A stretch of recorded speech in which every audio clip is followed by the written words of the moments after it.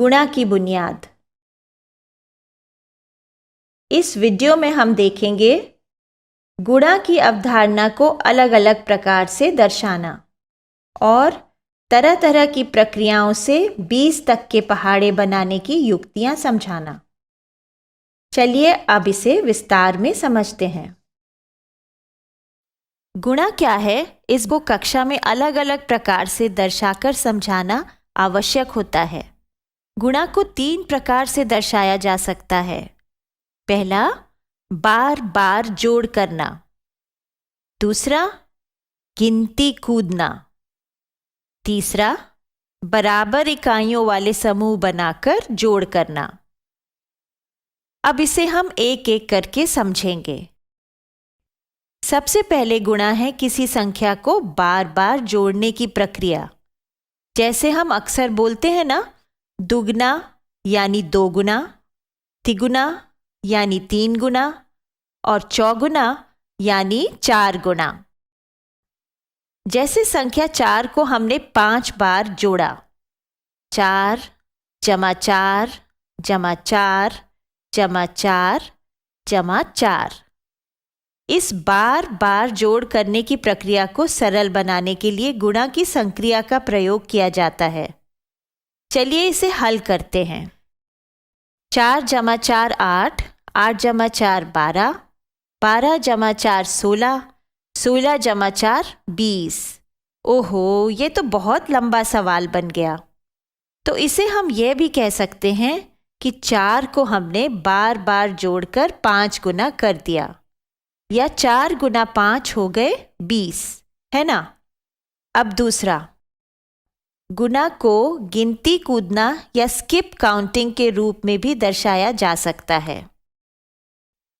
यदि आप सैकड़ा चार्ट पर बच्चों को गिनती कूदना या स्किप काउंटिंग का अभ्यास करवाएंगे तो गुणा की अवधारणा या पहाड़े याद करना उनके लिए बहुत सरल हो जाएगा।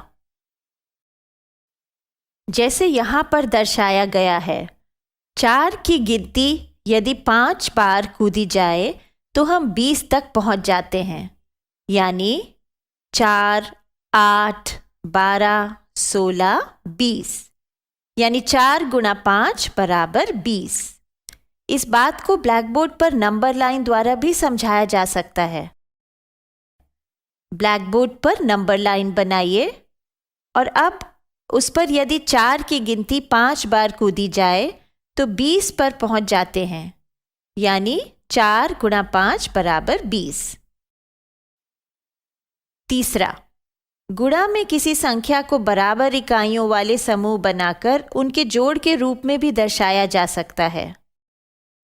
उदाहरण के लिए, यह है एक प्लेट जिसमें 4 लड्डू रखे हैं। तो ऐसी 5 प्लेटों में रखने के लिए हमें कितने लड्डू चाहिए होंगे? 4 और 4 8, 8 और 4 12, 12 और 4 16, 16 और 4 20, या 4 गुना 5 बराबर 20। गुणा संबंधी इन प्रक्रियाओं का खूब अभ्यास करवाने के पश्चात ही पहाड़े सिखाना आरंभ करें।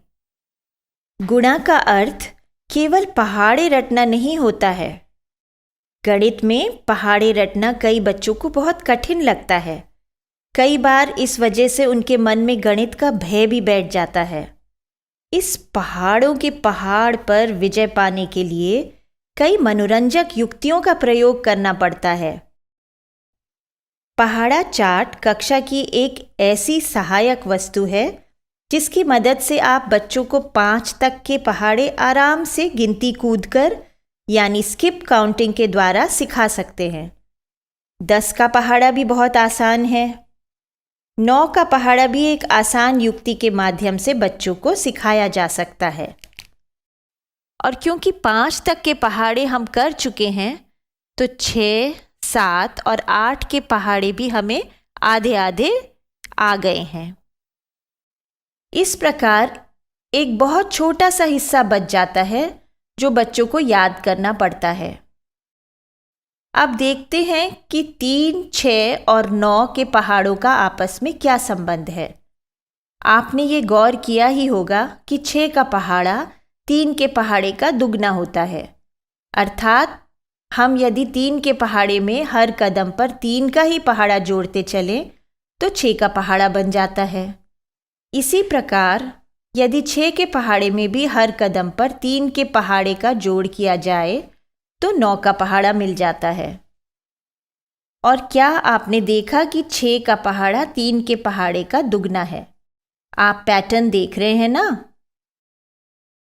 7 का पहाड़ा बच्चों को कभी कभी कंठस्थ करने में कठिनाई होती है। उसके लिए हमें समय देना चाहिए और अभ्यास करवाना चाहिए। जो पहाड़े बच्चों को कठिन लगते हैं उन्हें हम ऐसे भी करवा सकते हैं। जैसे हमें 7 का पहाड़ा बनाना है। अब आप बताइए कि 7 किन किन संख्याओं के जोड़ से बनता है? 4 और 3, 5 और 2 या 6 और 1? चलिए हम 5 और 2 लेकर देखते हैं। हम एक 3 पंक्तियों वाला टेबल बनाते हैं। पहली पंक्ति में 5 का पहाड़ा लिखते हैं, दूसरी पंक्ति में 2 का पहाड़ा लिखते हैं। ये तो बड़ा आसान है। और अंत में तीसरी पंक्ति में दोनों पंक्तियों का जोड़ करते चलते हैं। बस बन गया हमारा 7 का पहाड़ा। इसी प्रकार से 5 और 3 के पहाड़े जोड़कर 8 का पहाड़ा बनाया जा सकता है। छोटे पहाड़ों को जोड़ जोड़कर बड़े पहाड़े बनाने का बार बार अभ्यास करते करते ये पहाड़े याद भी हो जाते हैं। गणित एक खेल है। इसकी अवधारणाओं को मनोरंजक ढंग से पढ़ाने से बच्चों को इस विषय में रुचि होना स्वाभाविक है। अच्छा, जिस प्रकार से 3, 6 और 9 के पहाड़ों का आपसी संबंध है, उसी प्रकार से 4, 8 और 12 के पहाड़ों में भी आपसी संबंध है। 4 के पहाड़ों में यदि हर कदम पर 4 के ही पहाड़े का जोड़ कर दें तो 8 का पहाड़ा बन जाता है, क्योंकि 8 का पहाड़ा 4 के पहाड़े का दुगना होता है। इसी प्रकार से 8 के पहाड़े में यदि हर कदम पर 4 के पहाड़े का जोड़ कर दिया जाए तो 12 का पहाड़ा बन जाता है। 9 के पहाड़े का पैटर्न। 9 का पहाड़ा सिखाते हुए बच्चों का ध्यान पहाड़े के गुणफल के पैटर्न की ओर दिलाइए। इकाई की तरफ से 9 से 0 तक घटती गिनती और दहाई की तरफ से 0 से 9 तक बढ़ती गिनती लिखने से 9 का पहाड़ा बन जाता है। 11 के पहाड़े का पैटर्न। 11 के पहाड़े का पैटर्न भी बहुत दिलचस्प है। बच्चों का ध्यान इस प्रकार से पैटर्न्स की ओर दिलाने से उन्हें पहाड़े लिखना आसान लगता है। 1 से लेकर 12 तक के पहाड़ों का बच्चों को तरह तरह की गतिविधियों द्वारा खूब अभ्यास करवाएं। अगर पहाड़ों को हम खेल बना दें तो वो उतने कठिन नहीं लगते। यदि कुछ बच्चों को यह काम कठिन लग रहा है तो उन्हें और समय दें, वे धीरे धीरे सीख जाएंगे। और आप तो जानते ही होंगे कि कोई भी चीज़ जिसे कंठस्थ करना हो उसमें प्रोत्साहन बहुत ज़रूरी होता है। तो चलिए अब चलते हैं और बड़े पहाड़ों की ओर। जी हाँ, 13 से 20 तक के पहाड़े।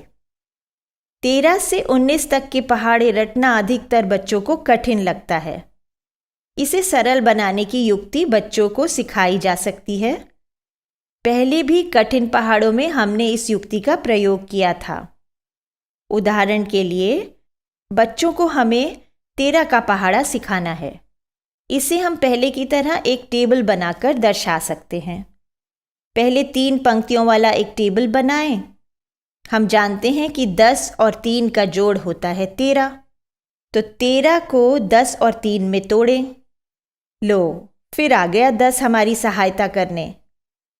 पहली पंक्ति में 10 का पहाड़ा लिखें, उसके बाद दूसरी पंक्ति में 3 का पहाड़ा लिखें और फिर तीसरी पंक्ति में 10 और 3 के पहाड़े का जोड़ करते चलें और ये बन गया हमारा 13 का पहाड़ा। इसी प्रकार से हम 20 तक के पहाड़े बना सकते हैं। एक और उदाहरण लेते हैं 17 के पहाड़े का। इसे भी हम पिछले उदाहरण की तरह एक टेबल बनाकर दर्शाएंगे। सबसे पहले हम 3 पंक्तियों वाला एक टेबल बनाएंगे। हम जानते हैं कि 10 और 7 का जोड़ होता है 17। तो पहली पंक्ति में 10 का पहाड़ा लिखेंगे, आसान है। इसके बाद दूसरी पंक्ति में हम 7 का पहाड़ा लिखेंगे और फिर तीसरी पंक्ति में 10 और 7 के पहाड़े का जोड़ करेंगे। ये बन गया हमारा 17 का पहाड़ा। इसके साथ साथ यदि हम 30, 40, 50, 60, 70, 80, 90 के पहाड़े भी करवाते चलें तो आगे चलकर भाग के सवालों में मदद मिलती है। 25 का पहाड़ा भी इतना मुश्किल नहीं है, उसे भी याद करवा देना चाहिए।